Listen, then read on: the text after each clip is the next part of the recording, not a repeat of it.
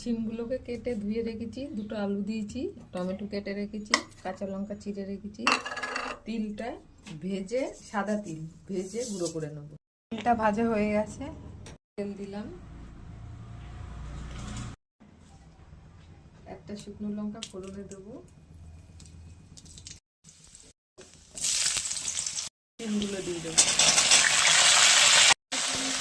দিয়ে দিলাম, দিলাম, দিলাম। এবার টমেটোগুলো দিয়ে দিলাম, একটা টমেটো কেটে রেখেছিলাম, তিল গুঁড়ো করে দিয়ে দিলাম।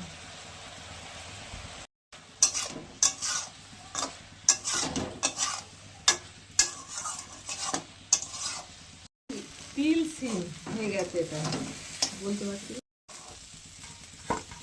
তিল সিম হয়ে গেছে। ভিডিওটা ভালো লাগলে লাইক, কমেন্ট, সাবস্ক্রিপশন অবশ্যই করবেন। ধন্যবাদ।